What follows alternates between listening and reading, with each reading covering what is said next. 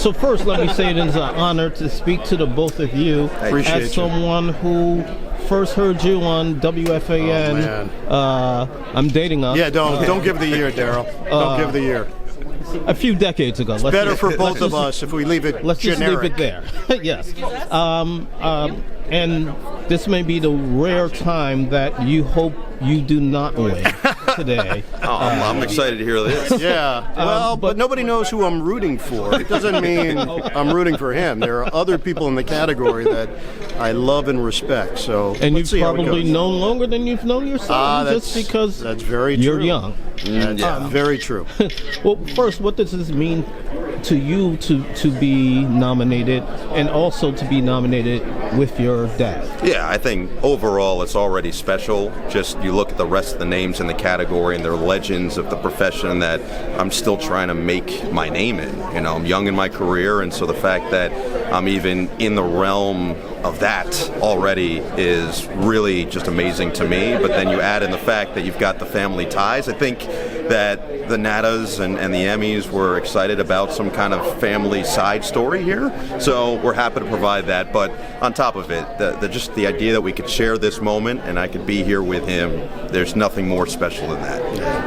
As Noah started progressing through school and into the industry, what are your thoughts? I remember, I believe you were working with the Clippers the first time I met you at Barclays Center, and I was excited to meet you. So I can't imagine how excited you were.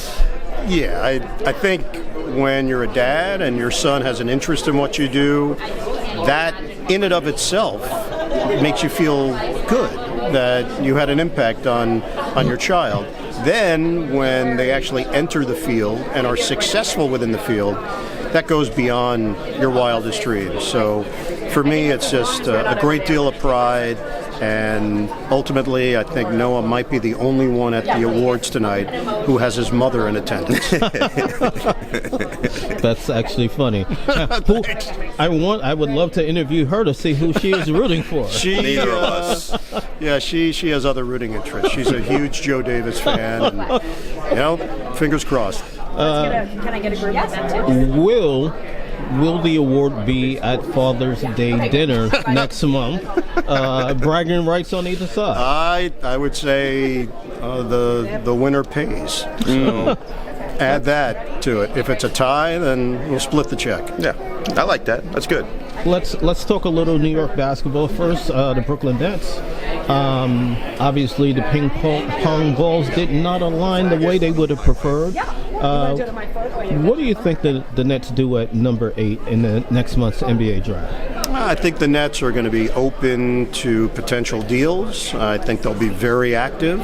I think they're going to look to remake their team if possible. If that happens through the draft, that's an option. If it happens via trade, I think that's another option. They have a lot of maneuverability with the salary cap, so that gives them flexibility to go in a couple of different directions. A lot of teams are hamstrung based on the contracts that they've already committed to. The Nets are not in that situation, and that's a pretty advantageous position to be in right now in the current NBA. Anything to add?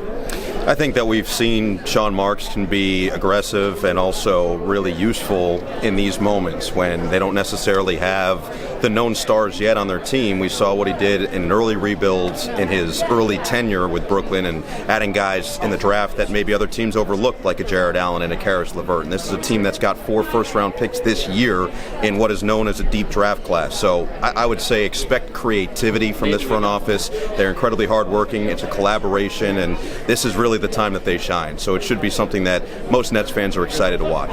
And on the other side of the city, we have the New York Knicks in the NBA's version of the Final Four for the first time since 2000, since I don't even know how, you may not have been here. Yeah, it was 3. He was here. I was here. Yes. He watched the games. I was learning my ABCs and also the 1, 2, 3s. It was good. I kept him up. He was on the couch. He saw the games. What are your thoughts on this spectacular run that the New York Knicks are experiencing? Yeah, it's been exquisite. It's been fun basketball. They come through in the clutch, so it creates dramatic moments. You feel an electricity in the city and the metropolitan area. All in all, I think when the Knicks are good, there is an added layer in this league of excitement, and the Knicks have done it all the right way. They've built their team the right way, and they play the right way. They play really hard. Tom Thibodeau is someone that's going to push his players to the limit, and they've responded. It's been highly impressive.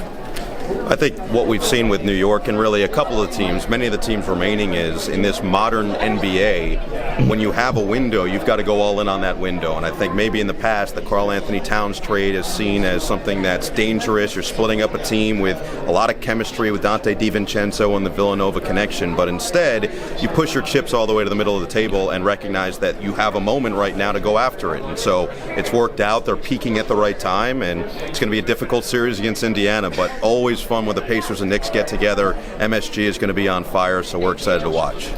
If you had to pick an NBA champion right now, who would it be and why? Someone asked me before the playoffs started if you had Oklahoma City or the field, who would you take? And I said probably Oklahoma City, because there's just not a lot of teams that had won 68 games in a season that didn't win an NBA championship. Of course, the most famous one being the Warriors in 2016, but they went up against one of the greatest players in the history of the game at the peak of his powers. I don't necessarily see a LeBron James in their way, but Anthony Edwards might have something to say about it. So I'm just looking forward to watching. I don't know if I can definitively say that Oklahoma City's going to win. I can't say that they won't win. I think it's just going to be a fun watch no matter what. I like what Minnesota's done. I think they're ready for the next chapter. I like their mix. I like their head coach. I think Chris Finch has pressed all the right buttons. And while they were underseeded this year, I think it's actually hardened them a bit and made them understand the road that is required to win a title. So they made the move just like the Knicks did, because they felt they reached their ceiling with Karl Anthony Towns, and the Randall DiVincenzo combination has given them a nice edge to go along with Edwards and Gobert. So I'm going to stick with that Minnesota pick to take the whole thing. Final question. How cool would it be for New York City and for Minnesota for the Knicks to face Minnesota in the NBA Finals? I think both fan bases would sign up for that right now. And it would be cool. Oftentimes trades are made and there's a winner and a loser. In this particular case, both teams won. It was the right move for both organizations, and they both benefited. It'd be awesome. It'd be awesome for NBA fans. It'd be awesome for Knicks fans, for Timberwolves fans. You know, Minnesota has actually never won an NBA title, and of all the teams that are playing right now, they have the shortest drought of NBA titles. So that just tells you what we're looking at with these Final Four. So no matter what matchup we get in the finals, I think exciting, fresh blood is always a good thing, and so I'm just excited to follow along. Good luck tonight. I will be happy for whoever wins. Appreciate you. Thanks, bud.